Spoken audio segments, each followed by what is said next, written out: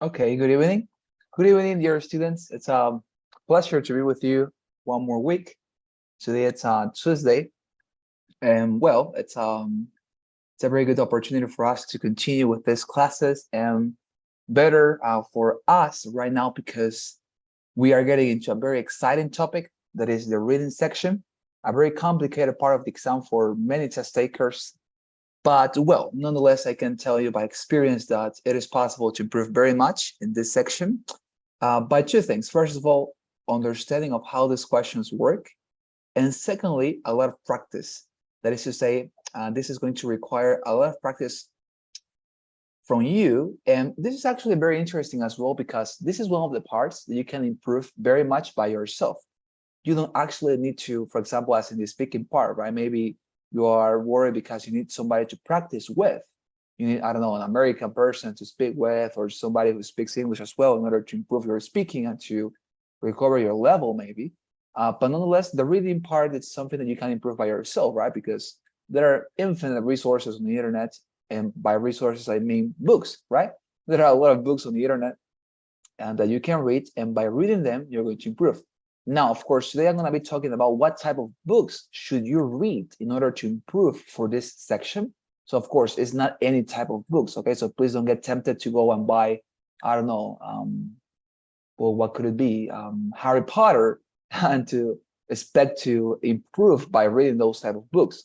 I'm so sorry to inform you that, well, those type of books are not actually the type of material that you will receive in this exam, okay? But nonetheless, of course, you can read them in your free time in order to improve other aspects of your English. But today we're going to be discussing what type of material are we going to receive in the reading section, and we're going to talk about the different questions that we can expect, okay? So wonderful, a pleasure to have you.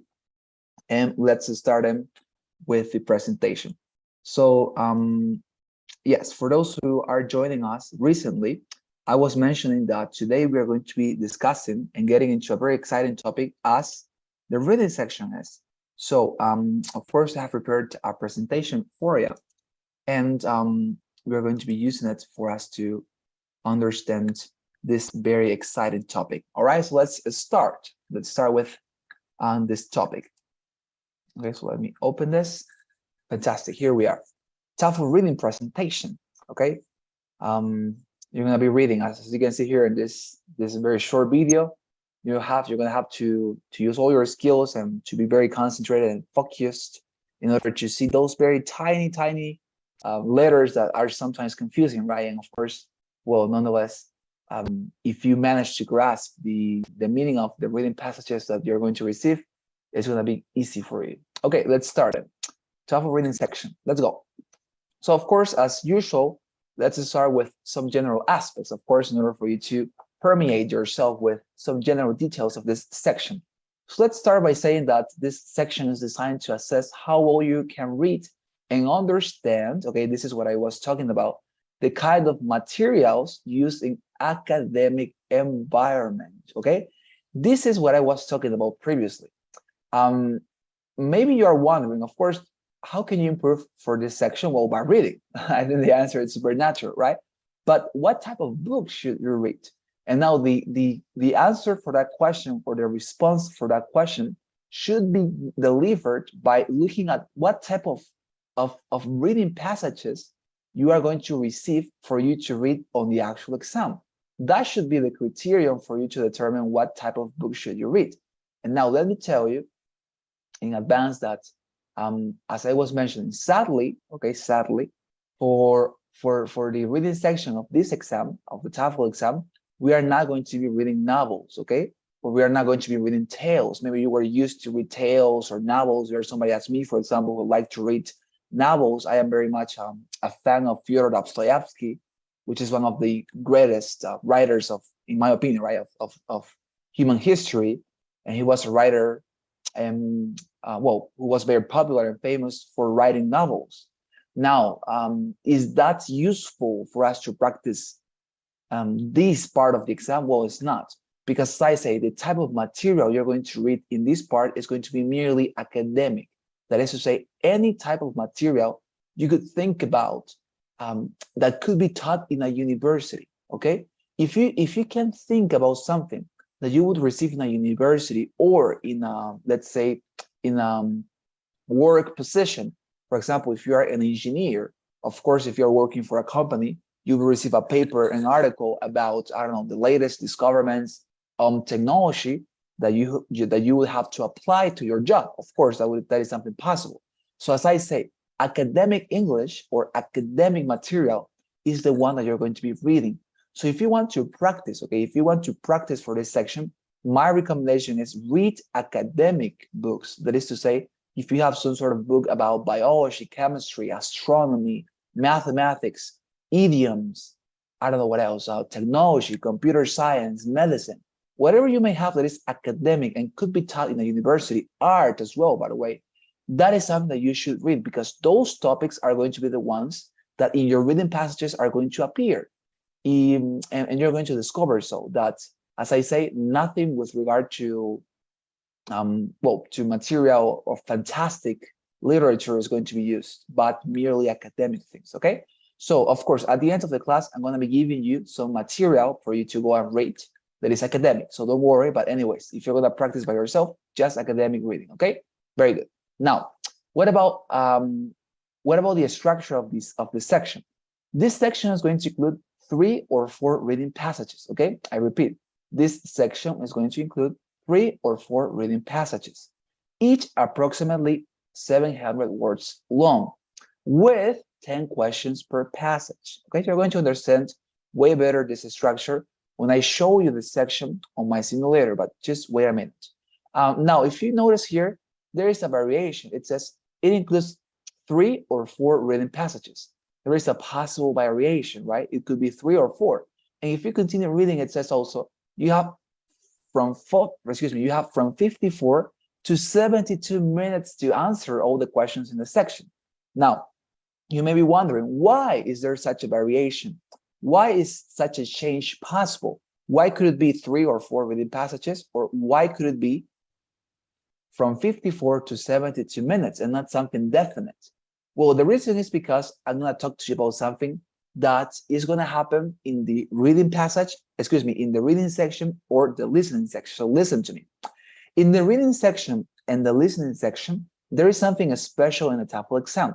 And that special thing is that there is a possibility that you're going to receive an experimental version of the exam, just for the reading and for the listening. In the speaking and writing section, the material and the structure is always repetitive. Now, for the reading and listening section, as I say, there is a possibility that you're going to receive an experimental version of the TOEFL exam. What do I mean by experimental? By experimental, I simply mean that maybe, as I say, you are going to receive an extra passage that is going to be, of course, more than the usual material you receive in the reading passage. So in order to clarify, normally in the reading section, you receive 3 passages, okay, normally. And normally the section lasts for 54 minutes. Normally, that is the normal version of the exam. Now, as I say, if you receive the experimental version, then you're going to receive not 3 passages, but 4 passages. And then you're not going to have, of course, 54 minutes in order to complete the section, but you're going to have 72 minutes in order to complete the section. So as I mentioned, there is the possible variation that if you receive the experimental version, and this is random, by the way, it is not possible to predict or to foretell if you're going to receive the experimental version. It's something completely aleatory, random. Now, as I say, if you receive the experimental version, your reading passages are not going to be 3, but 4. And now, if you receive the experimental version, the time you're going to have to complete the entire section is not going to be 54 minutes, but 72 minutes, okay? So that is the experimental version. Now, maybe you're wondering as well, what am I going to find in the experimental version if I get it? The only thing you're going to find is, as I say, 1 extra passage, and within that extra passage, it may be possible that you're going to receive experimental questions, because you're going to notice that from now on, during this week, we are going to be talking about the type of questions you could find in the exam, because the types of questions during the exam are very, very repetitive. That is to say, you're always going to find similar questions. Nonetheless, if you receive the experimental version, it is possible that there is going to be a new type of question, or it is possible that they're going to be testing a new type of answer as well. But as I say, this is just a possibility. Now, maybe you're also, I don't know, maybe you're getting very much afraid right now. You say, well, I mean, if I receive that, that is going to be super difficult. And maybe I get a worse qualification. Maybe that you're thinking, well, that's unfair. Well, but actually, there's no reason to worry. Why? And let me tell you this in order to, of course, appease you. The reason why you shouldn't worry about this experimental version is because actually the fourth passage, if you receive it, is not going to be considered towards your final score. It doesn't matter what you do in this fourth reading passage, it is not being counted and considered towards your final score. That is to say, if you fail in all the questions of the fourth reading passage, it doesn't matter because all the questions in the fourth reading passage are basically, well, they don't have any value.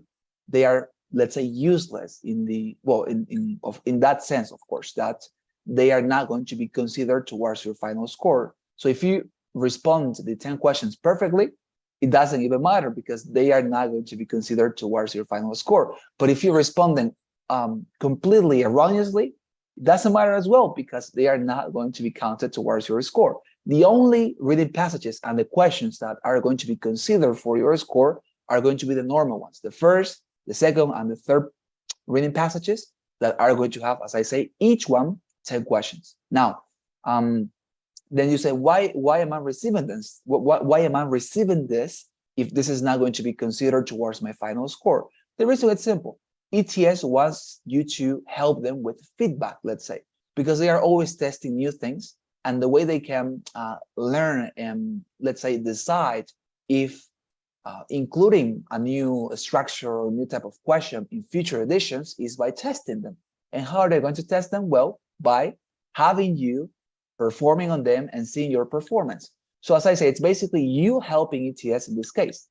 ETS is not basically, well, taking advantage of you or something, or they are not harming you, not at all. You are helping them, well, somehow by responding to this fourth and extra reading passage, okay?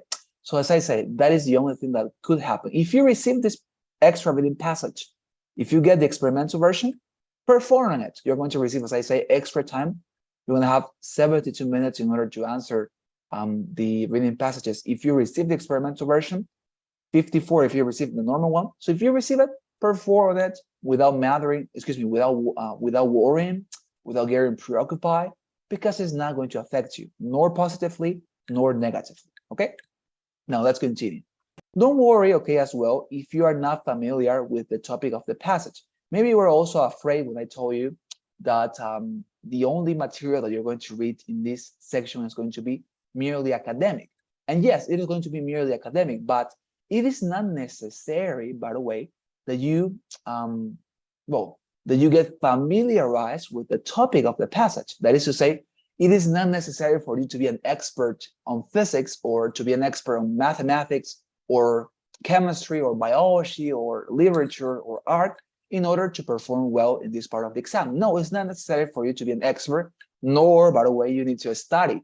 Please don't study literature or don't study physics or mathematics in order to prepare yourself for this exam. No, it's not necessary to learn anything. Don't learn formulas or don't learn history. No, not at all.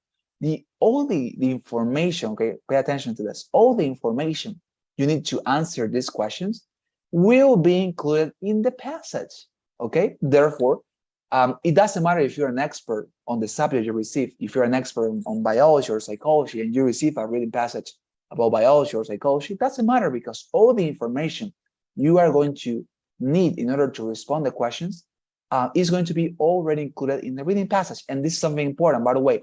Even if you're an expert, okay, imagine that you are a biology professor, and in the reading section, you receive a passage about biology. During the questions, please listen to this, never use your own knowledge in order to respond to questions, okay? Why? Because the correct questions are always going to be according the reading passage, never according your own information, your own data. Always use what the reading passage gives you in order to respond. Never your own ideas, your own data, or knowledge of the subject, okay? So pay attention to that. If you're a mathematics professor and you receive a topic about mathematics, don't use your knowledge in order to respond to questions, but merely the information presented to you in the reading passage, okay? Wonderful. Is there any question about the general aspects of this section, dear students? Please tell me. Anything that I could clarify? Carlos, Alexander, Sonia, Paulina, Camila, Nathalie, Lucia, any question?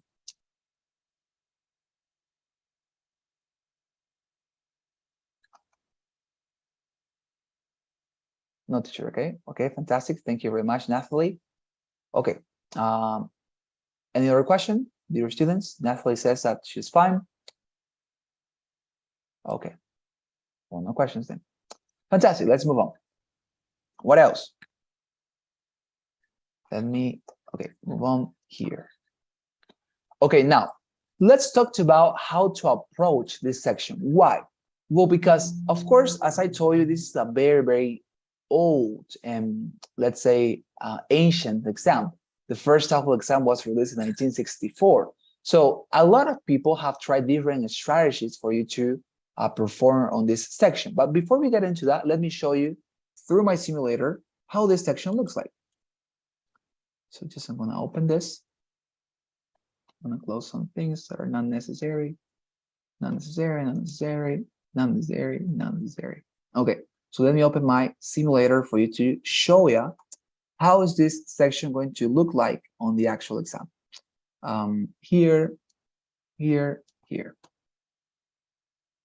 here, an answer and quiz mode. So let me show you.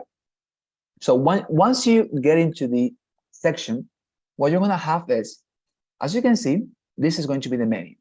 You're going to have the reading passage like this, okay, like this, on one side of your screen, okay? On one side of your screen, you're going to have the reading passage that, as you can see in this case, is about young adult literature, okay? It's a academic topic about literature. This is something that could be taught in a literature class if you were studying in America, if you were studying literature in, I don't know, in Great Britain, you will be receiving something like this, okay? So, as I say, it's a academic passage regarding, in this case, literature. Of course, in other examples, illustrations, when we practice, the topics are going to be very much varied. You could receive biology, physics, art, computer science, whatever, okay? Now, as you can see, you have the reading passage here. Now, on the other side, you're going to have the question and also the possible answers, okay? Look at this.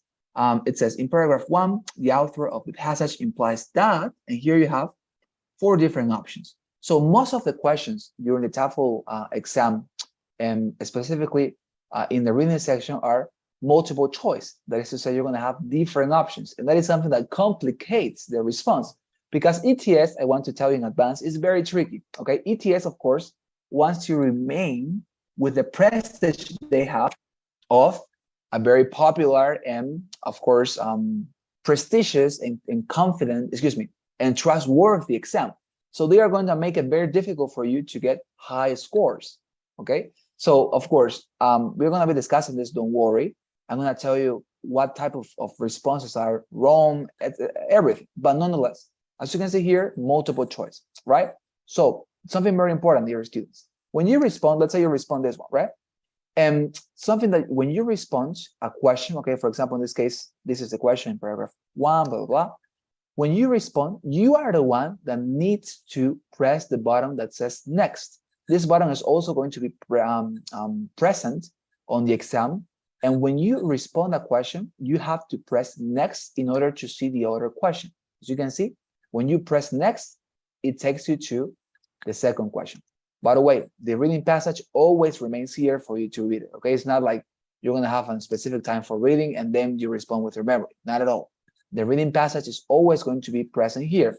And this is something actually very important because this helps us to approach the section in a very specific manner that I'm going to be teaching you, but don't worry. So the reading passage is always going to be here. And as you can see, you have to press the button next in order to move on to the other question. Now, something important. You can also go back. This is something that I think one of you was asking me last week. This is in this case, it is possible. Is it possible to go to the previous questions when I respond in the reading section, it is possible here. As you can see, there is a button that says previous. So once you still have time, or excuse me, while you still have time in the section, that as you manage to see, the section is going to last whether 54 minutes or 72 minutes, depending on whether you receive or not the experimental version. During those 54 minutes or 72 minutes, you can go back to all the other questions, to the previous questions. Okay, it's possible. Of course, it's going to take time because previous. If you are, let's say, in the third passage and you want to come back to the first one, previous, a lot of times, right? But it is possible anyways. Okay, don't worry. Previous and next. Okay, so when you want to press next, you are going to be able to move on. Now, by the way, it's also possible not to answer, that is to say, to leave a question in blank, and anyways to press next and to move on to your question. It's possible, okay? You don't need to respond yes or yes in order to press next. You can leave it on blank, of course, without responding and pressing next and moving on to the other question. This is something that nonetheless I do not recommend you. I recommend you that whenever you are not sure about a question, choose the one that you consider to be most likely, most probable. And once you choose the most probable answer, move on, okay? Because maybe it could happen to you that during the exam, you are not going to have time to come back because there are a lot of questions. So even if you didn't respond correctly, anyways, you are going for the option that you consider to be most likely. So as I say, never leave blank questions, okay? Go directly for the one you consider to be the most possible or likely one, okay? So if you, for example, are not sure about chaotic or artistic, if you think that chaotic is more possible, then choose chaotic and move on to next. Never leave the question without responding, okay? Never leave it on blank. It's not actually beneficial for you. Respond with the one that you consider to be most likely, most likely or most plausible, okay? That is very important. Fantastic. Yeah, so this is it. This is how the reading section is going to look like, okay? Is there any question about the menu here, about yes, Paulina, question, please? Hi, teacher. How much time do we have to answer each question, or do we have a timer for each question? Okay. Thank you very much, Paulina. Thank you very much for the question. Yes, as I was mentioning you, I mean, there is a timer, but as I say, the quantity of time you have for responding all the questions is 54 minutes. Let me write it here on the screen. How much time you have? You have 54 minutes for responding all the questions. So as I told you, you can move on to the last question by pressing next if you want, and you can come back. Okay, you can come back freely. In this case, you are free to go to the last question, to come back to the middle, to go to the first question. It's not necessary to stay in a question for a long time if you don't know the answer. You can go next and go back. Now, as responding to your question, there is no specific time for responding each question. As I say, you have this quantity of time overall for responding all of them. So for example, if you consider a question to be very difficult, you can spend on that question, let's say 3 minutes. But for a question that you consider to be super easy and that you understand the answer quickly, you can spend actually 10 seconds and then you move on to another question. So as I say, you can dispose of your time as you prefer. For the questions that are, of course, for you more difficult, you can spend there, I don't know, 1 minute, 2 minutes, 3 minutes. Well, although it's not recommendable, of course, but even 3 minutes. But the point is that if you are able to find a question, to find a response quickly, and you don't spend there more than 10 seconds, anyways, it's possible, okay? You can respond to the question in 10 seconds and you move on to the other one. But as I say, there is no specific time for each question. You can stay there on let's say on the first question for the entire 54 minutes if you want. But there is no chronometer saying you, okay, move on to the other one, move on. Nothing is going to put that pressure on you, okay? Is that clear there, Paulina? You understand? Yes, thank you. All right, fantastic. Thank you very much. Okay, so yes, as I said, very good. So this is it. Okay, any other question about the menu or the screen here, how it's going to look like, the options? Any question, dear students? Anything that I could help you with? Yes, Lucia, please tell me. And all the questions will be multiple choice, or do we have to write something? No, you don't have to write anything. All the questions are going to be multiple choice. Of course, I mean, not all of them are going to be following this system of choosing one option. In some questions, you have the capacity to choose multiple answers, but nonetheless, all of them are multiple choice. That is to say, all of them are always going to ask you to choose from a series of possible answers. And also, you are not going to be writing anything, okay? Every single time during all the questions, you're going to be picking a response, okay? You pick this one or you pick the other one, or you pick 2 or 3 possible responses, but you never write anything. You always pick something, okay? Fine, Lucia? Yes, thank you. All right, fantastic. Very good. Any other question, dear students? Any other thing? Natalie, yes, please, go ahead. Teacher, do you recommend a specific time to respond to questions, or maybe do you recommend leave 10 minutes and review all the questions? Okay, thank you very much, dear Natalie. So we're going to be talking about my approach in order to respond to the questions and to perform it. So don't worry about that. But anyways, maybe I can respond here something that, for example, if you make calculations, let's say, well, here, let me write here again. For example, of course, you know that you have normally 54 minutes in order to complete the entire section. Now, if you're going to have 3 reading passages, that means that you're going to have more or less 17 minutes per passage, right? More or less, if you make your calculations, it's more or less that. So if you have 54 minutes for the entire section, that means that per passage, you would have 17 minutes in order to complete them all, right? Because there are 3 passages, 3 by 17, it's more or less 54, right? It's not exactly, but it's not exactly the quantity, but nonetheless, it's approximate.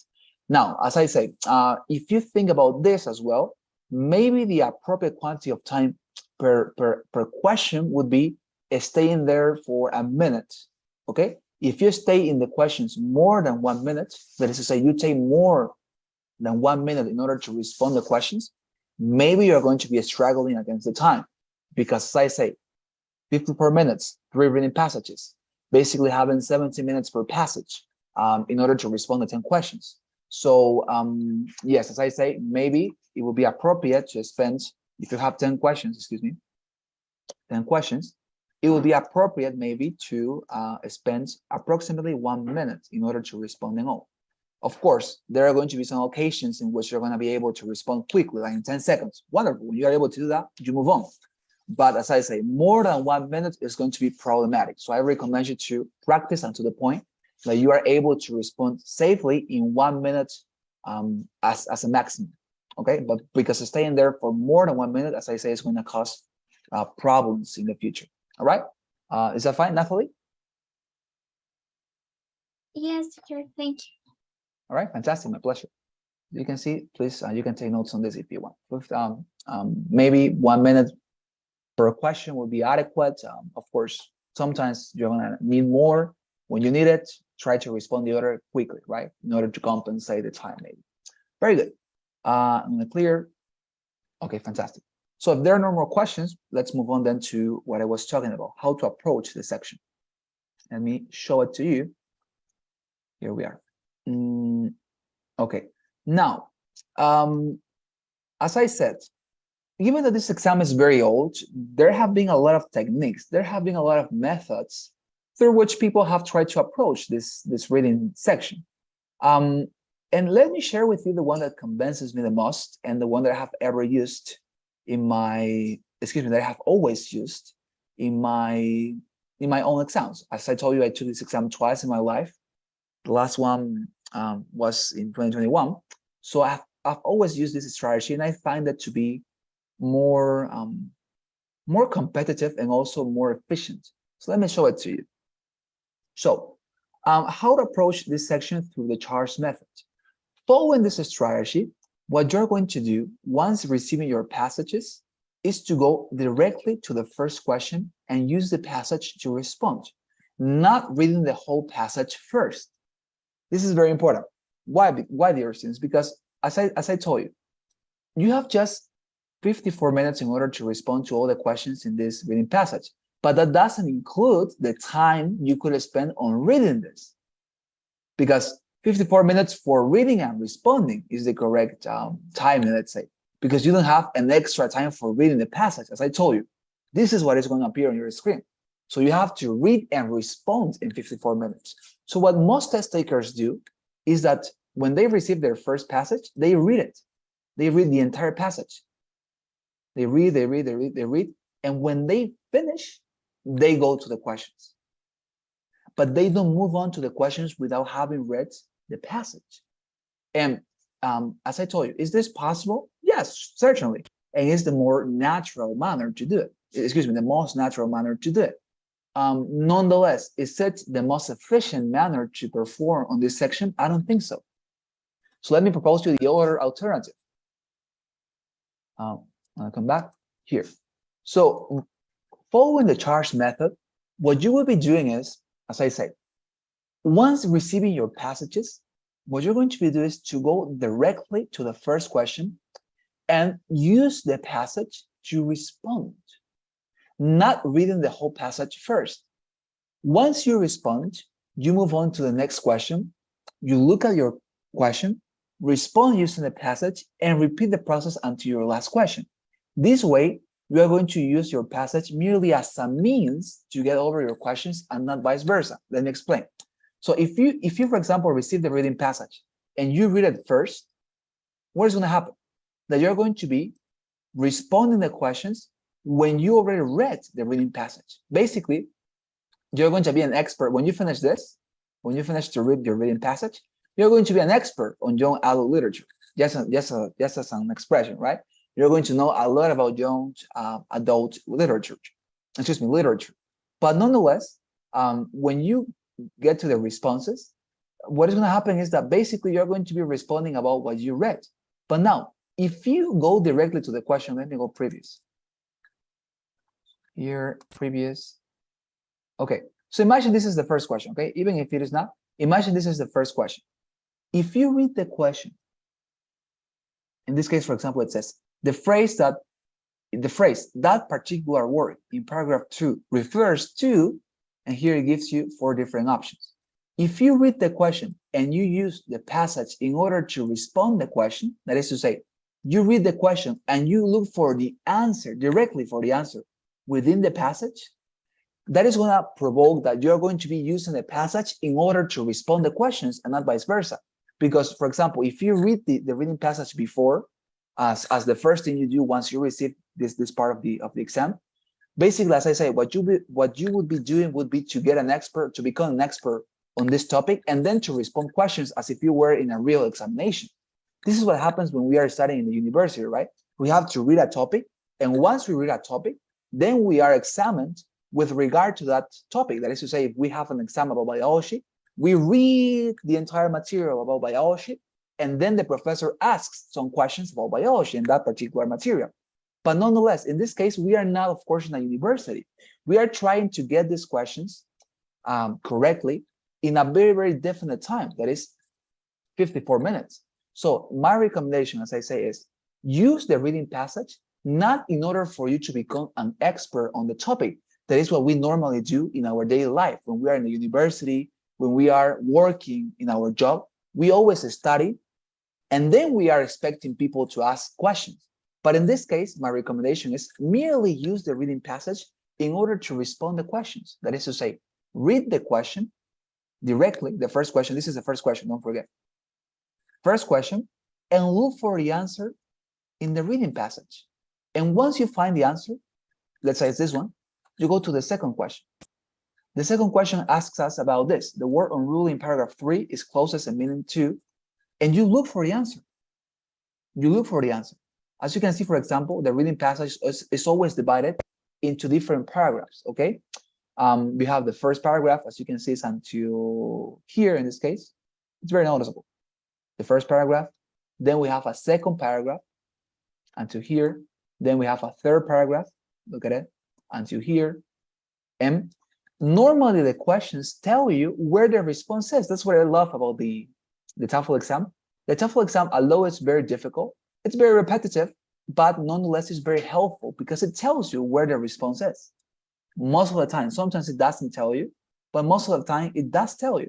As you can see, for example, the word unruly in paragraph 3 here is telling us, right? Where is the possible answer for this question?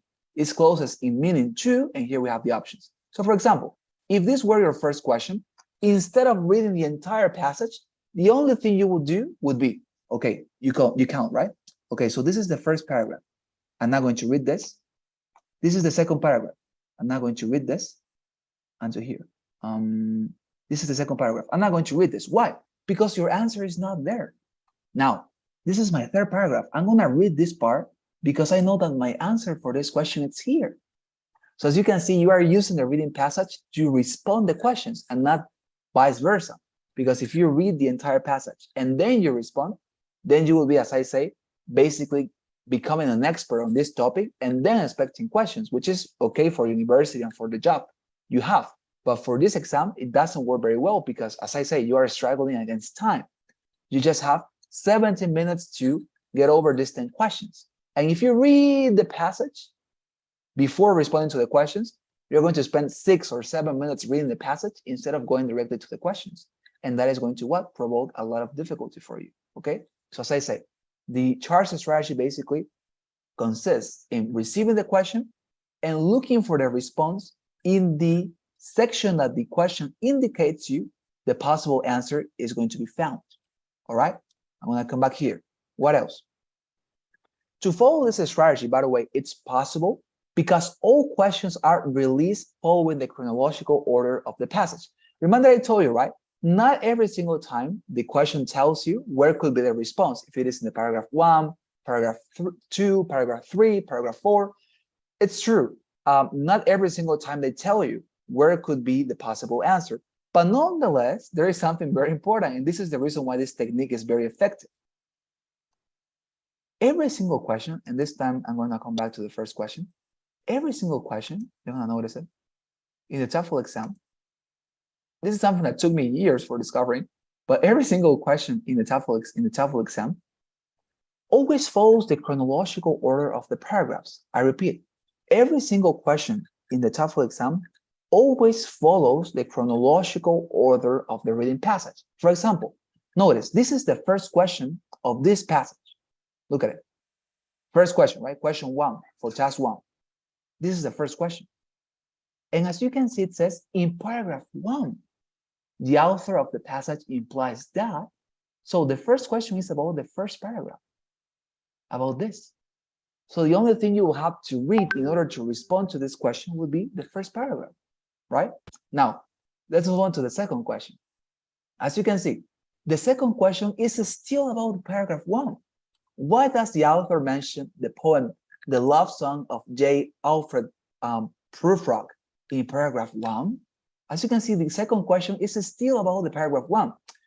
If the questions weren't following the chronological order of the passage, the second question could be about the 6th paragraph or the 5th paragraph. But no, as you can see, it respects the order. The first question, the second question could be about the first paragraph, or the first question could be about the second paragraph and the second question as well. But as I say, they always follow the chronological order. They don't jump, they don't skip the paragraphs. They don't ask you about, well, the first paragraph and then the 6th one. No, they follow the chronological order. So this is very important. Why? Because you know that if you're in the second question, in the third question, you just have to read the first or the second paragraph. Look at this. The second question is about the first paragraph, right? So let's see the third one. What is it about? The third question is about the paragraph 2, as I told you. The phrase, that particular word in paragraph 2 refers to, and here we have the options. So if you know that this is the question number 3, even if it doesn't tell you where could be the response, you know that because the exam follows the chronological order of all the paragraphs, your possible answer is going to be yes or yes in the first paragraphs. The first, the second, or even the third paragraph is maximum, but it's not going to be in the 4th or in the 5th or in the 6th. Why? Because as I say, the questions respect the chronological order of the passage. If it's the first question, then the response is going to be in the first or in the second paragraph. If it is the second question, then the response is going to be in the first or in the second paragraph. If it is the third question, then the response is going to be or in the second or the third paragraph. As you can see, always following that pattern, okay? So as I say, it's possible to follow this strategy, the charts method. Why? Because you know where to look for your answer every single time. Okay, I'm in the third question. So I'm gonna look for the answer, not in the fifth passage, in the fifth paragraph or in the sixth paragraph. No, you're gonna look for the response, even if it doesn't tell you, because as you can see, almost every single time they tell you where the response is. But if they don't, just go, okay, I'm in the third question. So where could be the possible response be? The second or the third paragraph. So you go and look for the response in those paragraphs. You don't read the other ones. As you can see, this is what allows us to follow this strategy, and it is very effective, as I say, because you don't have to read the entire passage. You just go directly to the questions. Okay, first question, I'm gonna look for the answer in the first paragraph. Second question, it still asks me about the first paragraph. Okay, I read again the first paragraph, and you continue, because there are going to be some parts. Okay, let me tell you this. There are going to be some parts during these 10 questions in which they are not going to ask you about, let's say, the fourth paragraph. There's not going to be any question about the fourth paragraph. Or maybe there is not going to be any question about the third paragraph. Okay? And by following this strategy, what you are basically saving yourself from is, as I say, from reading useless material, because they are not, of course, going to ask you about everything on the reading passage, right? Of course not. They are just going to ask you about specific things. So by following this strategy, you concentrate on what they are asking you, not on the entire passage, which, as I say, sometimes they are not going to ask you about some paragraphs, or they are not going to ask you about some specific points. So if you know that that is a possibility, it's not necessary to read the entire passage. Follow this strategy. This is my recommendation. Of course, if you don't feel comfortable with this, read the entire passage and then respond to questions. Okay, it's possible, of course. Now, maybe the time is going to be way more difficult for you to follow or to struggle with, because as I say, just 17 minutes, and reading this, you're going to take normally 4 or 5 minutes. So, well, as I say, maybe it's not the best approach, but if you want to follow it, of course, feel free to do it. But anyways, you always are going to have the charts method, okay? Is there any question about this method? Dear students, please tell me. I'm going to be glad to respond. Or is it understandable, or anything that I could clarify maybe? Any question about this method to approach the section? By the way, we are not discussing right now the type of questions, not yet. We are simply discussing how to approach the exam or this part. Any question? Concerns, doubts about this? Or we are fine?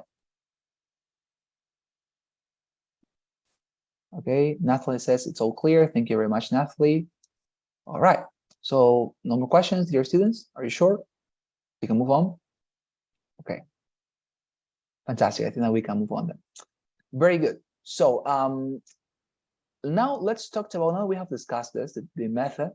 Let us discuss something that is also going to be very important. And what is that?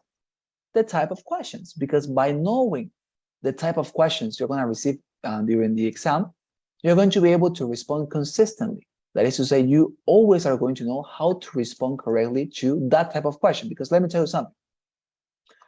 This exam, especially during the questions, because this exam, of course, is permeated with a lot of questions, of course. What happens is that these questions are very much repetitive, as I say. They are very, very repetitive. Of course, they are not asking for the same, but the way they ask for information, it's very, very similar. Let me repeat that. They are not responding, they are not asking for the same, obviously. Every single time, the topic is different. But nonetheless, the way, the manner they ask for information, it's always the same. So by knowing the way they ask for information, we have a clue, we have a hint of how to respond to the questions. Because if the way they ask for information is always repetitive, so is going to be the way to respond, right? so is going to be the way to respond the questions. So that is exactly what we're going to discuss now and in the following classes. The type of questions that are the normal and repetitive manners in which by which ETS asks for information.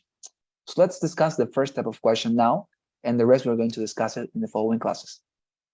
The first type of question is called reading vocabulary question. The TOEFL reading vocabulary questions are designed to test your knowledge of words or phrases that are commonly used in academic or non-academic contexts. Each vocabulary item consists of a sentence with one word or phrase highlighted. So let me show you this. This is an example, okay? Look at my screen. This is an example of a vocabulary question. Basically, this question is going to ask you about the meaning of a word within a specific context. Okay, for example, look at this question here. It says, what does the word distant mean in this context? And here we have the sentence. It's difficult to get young people to plan for their old age, which seems very distant for them. So it's here asking us, what does the word distant mean in this context? Pay attention to this word. It's asking you, what does the word distant mean in this context? This is very important. I'm going to tell you why. But nonetheless, let's read the possible answers. So this word distant could mean impossible, far away, observable, or fearful. These are the possible answers. And this is going to be exactly how they are going to ask you this question during the exam. They're going to tell you, what does the word distant mean in this context? And they're always going to highlight the word in the reading passage. Nonetheless, here, of course, for the illustration, we have it within these boxes. So it's difficult to get young people to plan for their old age, which seems very distant for them. Now, the question is, what does the word distant mean in this context? And this is very important, dear students. Why? Because let me tell you something. Maybe your entire life, you have listened that when you do not know the meaning of a word, what you have to do is to go directly to the dictionary. But let me tell you that practice is not actually very much accurate. Why? Because what gives every word its meaning is not actually the dictionary.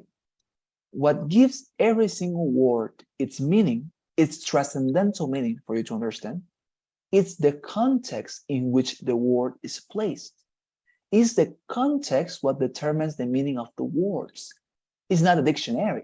So in this case, of course, during the exam, you are not required to have any type of dictionary. So please avoid that idea. You're not going to have anything with you during the exam, but your own mind. So as I am telling you, the way you're going to understand and know the meaning of a word is by the context in which the word is placed. So in this case, for example, in this context, it's difficult to get young people to plan for their old age, which seems very distant to them. What does the word distant mean in that context, in the context of this sentence? It could be impossible, far away, observable, or fearful. If you read the sentence, of course that the correct answer, it's far away. It's difficult to get young people to plan for their old age, which seems very far away to them. And why is this the correct answer? Because in the context of the sentence, it is basically asking, right? Or it's basically expressing. You know that where you are young, right? You think about your life in the future as something very, very distant. You say, for example, imagine that your uncle says, right? Hey, have you planned to marry someday? You could say, right? If you are young, oh, come on, uncle. Psst. A lot of time is going to happen until that moment. What you are meaning basically is that is super away, right? It's far, far away. You are young, you are, I don't know, 15 years old, 16 years old. When thinking about your future life as an adult, to marry somebody, to get a job, you say, well, come on, far away, right? But nonetheless, yes, as you can see, that is what the word distant means in this case, far away, because think about the context. It's asking about that particular behavior of young people. When you say, nah, come on, that's super, super away, right? I'm not going to be an adult in, I don't know, 10 years, 20 years. When you are, I don't know, 13 years old, you say that, right? Yeah, come on, 10 years are still lacking for me to be an adult, or 20 years. Don't talk to me about that. Marriage, work, I don't want to talk about that. So in this context, the word distant means far away. But now notice, the word distant could also mean impossible. Because if I say, for example, if I tell you, to be the president of my country is very distant for me. what do I mean by distant in that sentence? To be the president of my nation is very distant for me. If I tell you that, it doesn't mean far away, right? Distant doesn't mean far away because I'm not, I don't know, I'm not, let's say, I'm not meant for being the president. That is to say, like there is no a future that is written and that says that I'm going to be the president, yes or yes, in the future, as it is the case when you are young. Because yes or yes, you're going to become older in the future, yes, right? But nonetheless, the president of your nation, well, that is not something that yes or yes is going to happen. So you couldn't say that that is far away. If I say to you, to be the president of my nation is very distant for me, what I mean is that it's impossible, right? And that's very distant for me because, well, to be the president of your country is something super, super difficult, right? So what I will be meaning is basically impossible. To be the president of my nation, it's super distant, man. It's impossible, right? So that is what I will be meaning in that sentence. So as you can see, is the context in which the word is placed what determines its meaning. So please be careful. Whenever thinking about, whenever receiving this type of question, never let yourself to be guided by what you know of the word on the dictionary. Because maybe you know the definition of this word in the dictionary, but as I say, it doesn't mean that because you know the definition on the dictionary, that is going to be the correct answer. Because the question itself is asking you, what does this word mean in this context? So pay attention to the context in order to know the meaning of the word, okay? Don't let yourself to be guided by your own understanding of the word or by the definition you have read someday on the dictionary, okay? Context, read the context and you're going to understand, all right? Very good. Any question, dear students? Anything that I could clarify here in this type of question? Questions about this, concerns, doubts?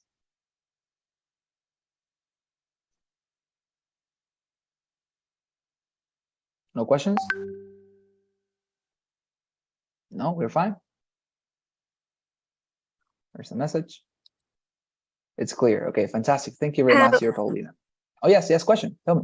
How can we improve like vocabulary words that they'll be asking, or maybe we don't know the meaning of? Is there like a list of words? All right. To practice? Okay, thank you very much on that. Well, I mean, there's no list. And actually, I don't recommend you to memorize meanings of words. Because as I say, maybe you memorize the word, excuse me, the meaning of the word distant, and you memorize in a specific definition. And because you have studied that definition, if this word is asked on the exam and you have a previous definition on your mind, maybe you're going to be biased towards choosing the option that meets your own definition. But maybe, as I tell you, in the context, that word means something completely different. So I don't actually recommend you to go about memorizing the meaning of words because, as I say, it's the context what gives the word's meaning. What I recommend you is try to read more, of course, and whenever you don't understand a word, don't go and look for it on the dictionary, but try to understand it by yourself. Maybe that is going to help you. Try to read the context, one or two sentences previous to the word, or one of two sentences prior to the word, and that manner you're going to improve in this part. But there is no a list nor anything to memorize. And I don't actually recommend you to memorize words, but nonetheless, if you want to, let's say, know more words that are advanced or things of that sort, of course, you can read any type of academic material and you're going to find a lot of words, right, that are not common, but I don't recommend it. But anyways, of course, it's up to you to memorize this minutes. Okay, it's fine, dear Sonia? Yeah, thank you. All right, fantastic, my pleasure. Yeah, I mean, and that is a very natural question because I know for other exams, for the SAT exam, for example, or for the GRE exam, right, when you're applying to universities in other countries, they do recommend you, hey, memorize these words, right? These words are maybe going to be asked during the exam. But as I say, in this case, the TOEFL exam, not really recommendable because they ask you about the meaning of the words in a context. And because they're asking you the meaning in a context, then you have to read the context in order to understand the meaning. Okay, not the dictionary, but very good question. All right, fantastic. So if we don't have more questions, we're going to stop the class here. So please let me stop this. Please, dear students, help me with the traditional poll that we always fill. Okay, before you go, I'm going to take your assistance as well. So please don't go. But you know that you help me a lot by filling this positively. Okay, so please help me with this. Look at your screen. And now I'm gonna call out your names. Okay, so please, if you listen to your name for the evidence, say present. And if you have any question, please say it right now. It's fine. Let's see. Let me open this. Fantastic.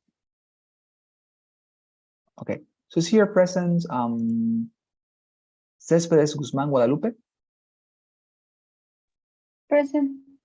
Thank you very much. What about Sonia Raquel?